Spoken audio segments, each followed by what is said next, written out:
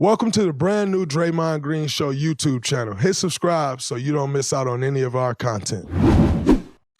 Serbia comes back on Australia. Patty Mills, I told y'all about Patty Mills, man.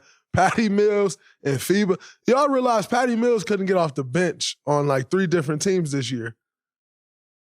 Patty Mills and FIBA is one of the best players I've ever seen. It's crazy. And he almost willed them, and they got walked down, though. Turnovers have been an issue for Australia the whole tournament. They had a couple turnovers down the stretch. Giddy, I think, struggles with that. I know this to be certain from the NBA, but also FIBA's even a little different. Shout out to Charlie. Giddy struggles with like the point guards picking you up full every time, and he flipped it at the end of the game. And Australia's headed home. And Serbia's headed to meet Team USA. Now let's get into it. Wendy talking about Serbia is the biggest threat to Team USA. Stop it. Serbia is still the biggest threat to the U.S. And I know it's a tough sell because you'd say, well, they just beat them by 26. The only thing I can say about it is that both times the U.S. played Serbia, they've been red hot from three-point range. Red hot. When the U.S. plays Serbia, it's an uncomfortable style of game. And here's why that don't work. That doesn't work because they have Joker, no question. They don't have a guard that can compete with Tyrese Halliburton. That is zero disrespect to Tyrese Halliburton, but Tyrese Halliburton has been the guard out of the rotation in Team USA. Tyrese Halliburton is an all-star guard, now 2-time all-star. He's going to continue to be an all-star. And Tyrese Halliburton is working, soon to be one-time gold medalist, is working on building a Hall of Fame resume. That is currently the trajectory of his career. If he continues to do what he's doing, I have no doubt that he's going to continue to put the numbers up that he's doing, get the all-stars, and all of the things, maybe be on Team USA again in 2028. He's the guard out of the rotation. That's the only reason I use Tyrese Halliburton in. He's the guard out of the rotation. With the exception of Team USA and Shea, probably the best guard in the Olympics outside of Team USA and Shea. So again, Serbia, if Serbia had Hallie, it'd be a different story. They could compete more. But they don't have the guard play. They don't have the play around Joker to be able to compete with Team USA. And by the way, Joker, they were, I think, even when Joker was on the court. It ain't going to even be that way. Because now Team USA locked in. That's the first game of the Olympics. Coming out the gate, that's always an adjustment. It ain't going to even be that way. And that's no knock to Joker.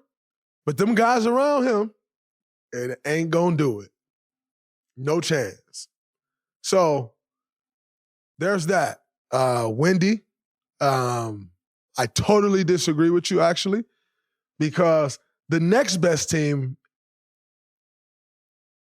in the Olympics is Germany. They're the second best team.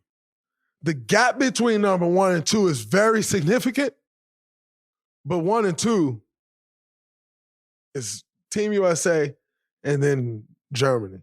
Y'all wanted to give it to Canada. But the reality is, I told y'all about Canada, and we'll get back into it.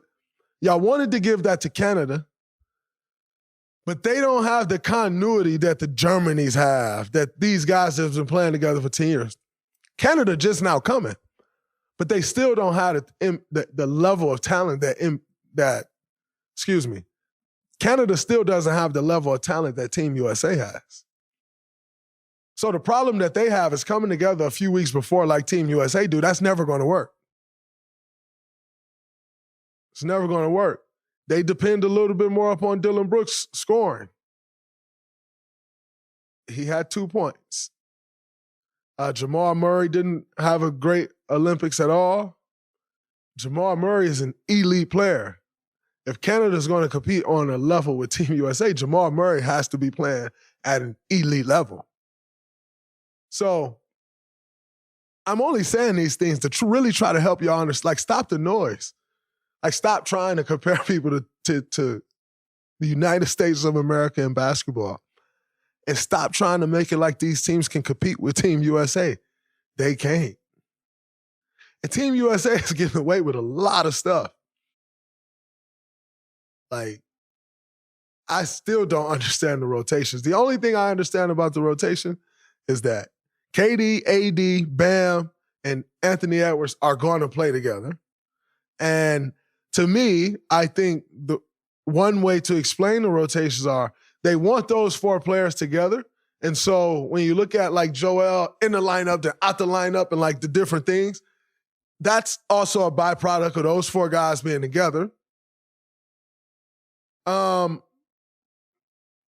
me, in watching, it feels like, and Joel played a lot better, by the way, today. Like in the last two games, he's starting to find his way. But I think it's a big adjustment for him. Like, he finding his way now. He learning how to play a role. And since Joel been playing basketball, I'm not sure, except for when he was like, the video of the Mount Verde where he was under the rim and threw it. I don't think he's ever played a role outside of the role that he plays. And so I think he's starting to make that adjustment now and learning how to play that role. And now he's looking a lot better and fitting into Team USA. But he was kind of on the verge of being all the way out, which the one game we did see that. And however, I think one of the things that kept him in was they didn't want to split up AD and Bam. And now he's found it, and Joel finding it. That's great for us. However, but then he didn't play in the second half. So I don't get it. A little confused about the rotation. But anyway, in saying that, then JT didn't play like the first 14 minutes of the game, or 15 or 13, 14 minutes. And then he did. So I'm just a little confused by the rotations, but nonetheless, even in not figuring that out, no one's within 20 points as good as Team USA. And so that's interesting. Hey, are you not playing best ball at DraftKings? My opinion, you're missing out. DraftKings Best Ball Millionaire Contest is their biggest fantasy contest ever, and that's saying something. They're taking $15 million and putting it into the prize pool. $15 million. 2 millionaires, not one, two, will be crowned each week. Still not convinced? Check this out. DraftKings offering everybody a draft one, get one special. Your $20 entry fee, and that's all it costs to get involved, $20. This is really nice. Gives you a bonus ticket. Get in on the best ball action. Download the DraftKings app. Takes 90 seconds. Use the code Colin, COLIN. All customers who enter the NFL Best Ball $15 million millionaire contest get a bonus ticket and get a shot at being crowned one of 2 millionaires. Only on DraftKings.